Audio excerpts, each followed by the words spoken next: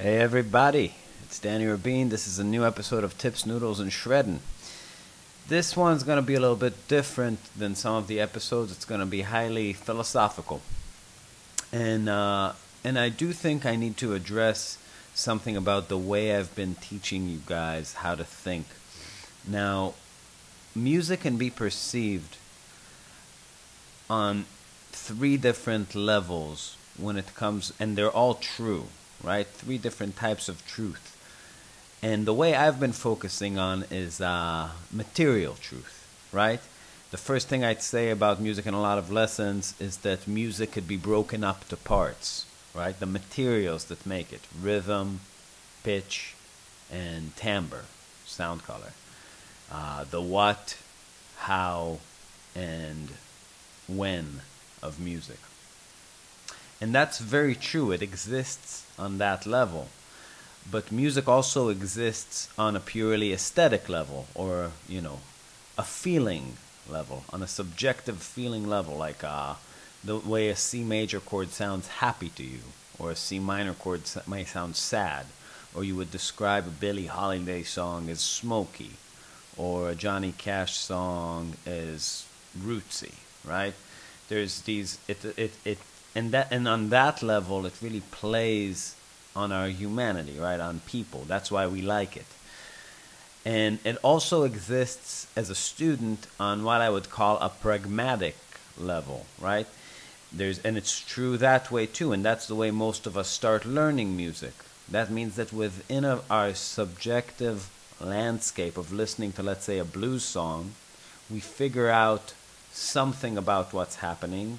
We give it some sort of name. Maybe we learn a grip for an A7 chord, and then we learn an A minor pentatonic shape, and we get it to work. And it's true enough to work, right? It gives us a tool that works in a situation, and inside the chaotic mess where we don't actually understand all the material at hand, we kind of know enough about the situation to make something that works. Now, what I realized about the way I was teaching that's very, very much out of the, coming from the material side of this truth, is that it presents a problem for some people who are extremely organized, which is if you obsess too much about the names of things, you end up making lists instead of practicing, right? Because it's impossible to sort out all the information, let's say, that makes up a jazz song, knowing basically all the harmony, all the pitch, all the possible rhythms, all the techniques, everything, and have that in list form before, and then start assembling it. That's not really how we learn music. It's very useful to have these materials together, but obviously you're going to have to be a pragmatist in your practice, right? And you can't really look into the aesthetic kind of truth of music as a student. It's more valid as a listener, and it's a great tool because that's what orients you to whatever you're practicing. You want to practice blues because you love the way it sounds. It makes you feel a certain way. The problem is that if you have a certain feeling, and let's say you haven't practiced how to accomplish that on the guitar yet, it doesn't help you to have the feeling, right? The feeling doesn't translate into the way you want to play.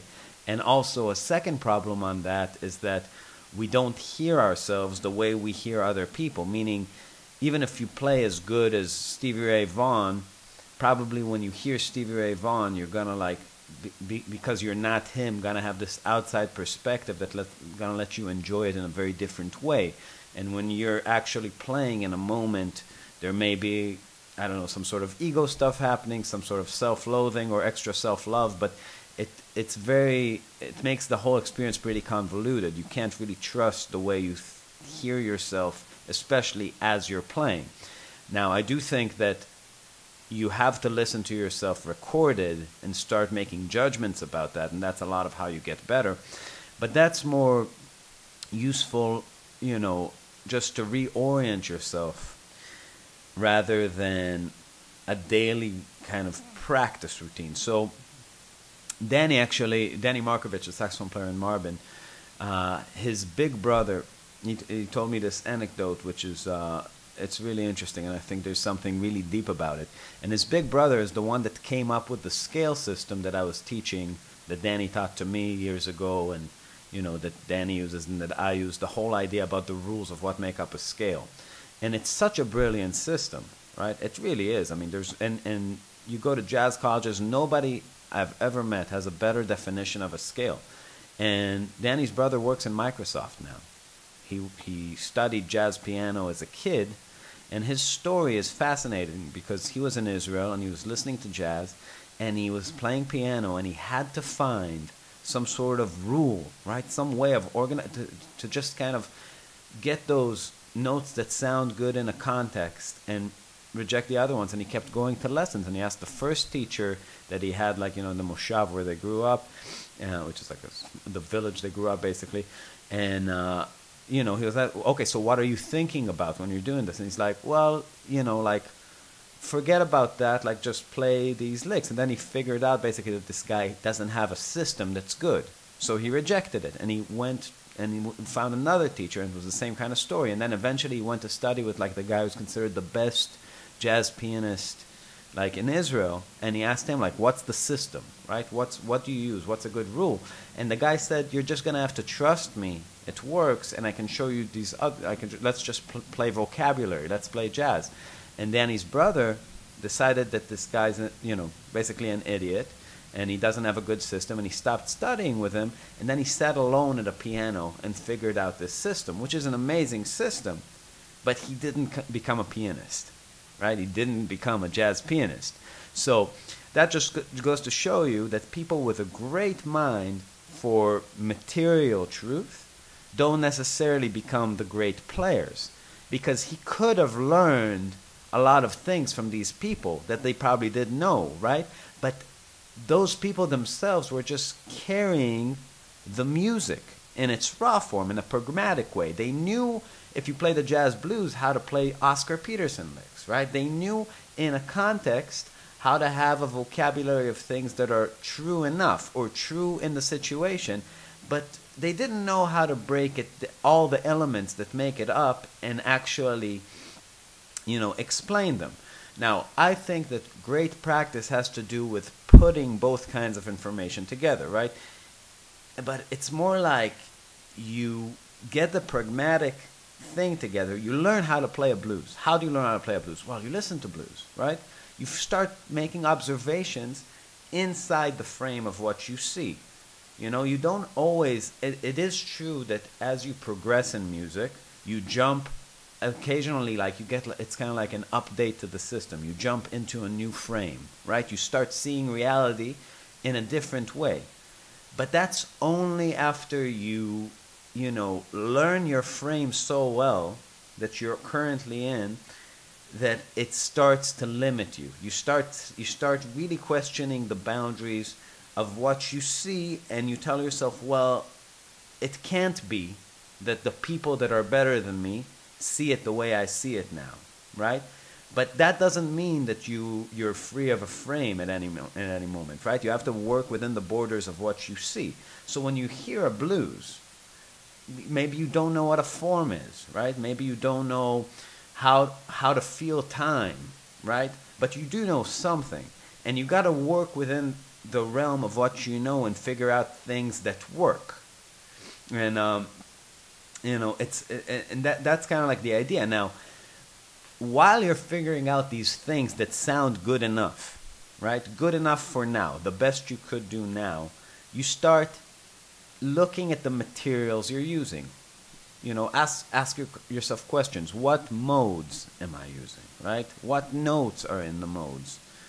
What pentatonic scales? What rhythms am I playing? What rhythms are the rhythm section playing? But that already is a plunge into, the material truth of things, right? And if you record yourself playing, you get to see the aesthetic truth of things. How does it sound when I put it all together? So I do think that the pitfall that you need to be really, aware of, that a lot of people can easily go to when these things get out of whack, is very simple. Like, if I would say synonymous to pragmatic truth is doing, right? It's doing things in spite of not knowing. You got to do And that's most of practice. Practice is active. I would say material truth is more understanding or conceptualizing or thinking, right? And listening and aesthetic truth is about feeling and perceiving. Now, it's not very helpful for you to be lost in your feelings, but your feelings are the things that orient you. So if you feel like you're lost in music, maybe you took a turn, maybe you're practicing stuff you don't like, maybe you're playing, you know, some sort of avant-garde jazz, or, you know, I don't know, some weird form of Latin music, and you're like, you know, that you thought was cool at one point, and now you're just listening to it. It's like, do I still like this? Is this the music I love, right? Listening is a great tool to yourself and to other people to understand what you love. And you always should be, you know, listening to things and, you know, letting your tastes evolve and pursuing that actively through practice. Practicing, for the most part, is doing. But if you just do, right, if you're purely pragmatic about it, you stand a risk, you know, you stand to be at risk of being stuck in place, right? Because you're not, it's more like, you know, if you're making a soup that has like 5 ingredients and your creative process is just stirring, right? A lot of times you need more material, right? Because you've already worked out everything in your scope. So you either, you know, kind of change scope, which happens every now and again, and that's a pretty organic process, and you have to be able to, like, you know, make those transformations, and those are real transformations, or you put more things in there. So I think where the material truth kicks in, it's the process of throwing more things in your soup. And you do that by understanding the possibilities, about thinking about things in a more systematic way, and understanding what people do in a more categorical kind of way, right? So if just as an example, if I take a look at, let's say, studying modes and then listening to bebop and listening to gypsy jazz, so an observation that you might have is that, wow, like when Charlie Parker plays band, when they play a C chord, it usually has a major 7. When Django plays, it usually has a 6. Both of these pieces of information are a part of just learning modes in general, but you kind of start seeing the things that get emphasized in, you know, in the things that are in common between these musical languages. It's just like, you know, one example. But yeah, as you try to inch yourself forward, you know, and if you're stuck, ask yourself if this is what's going, you know, getting out of whack. Now, real transformations in music have to do when you get to the limit of the frame you perceive music in. And I think those moments have to do when you have the humility to understand that you've worked on something very hard for a long period of time, and you're at the limit of the quality of, you know, that you've achieved, and your skill, that the way you do things and the way you think about things will allow. And at that point you have a choice, right? And it's sometimes frightening, because you gotta face up, you know, or own up to some sort of thought that tells you, well, maybe the people that I like think about things in a more sophisticated way, right? Or approach this whole thing of improvising differently. You know, that does happen, you know, where you've worked and worked and worked and got to a place where you have some command and some facility, but still, when you record yourself and listen honestly, and then listen to a record of a hero of yours, something in you says, we're not thinking about this the same. They're doing something different. And then it's time to kind of get outside of the way you see things and kind of try to imagine what kind of thinking would yield those kind of results. Is it some sort of rhythmic language that's missing? Is it just more vocabulary? Is it experience? Do you need to go play live a lot? You know, but like, what? It's asking yourself, what outside of your frame would get you to a more sophisticated frame.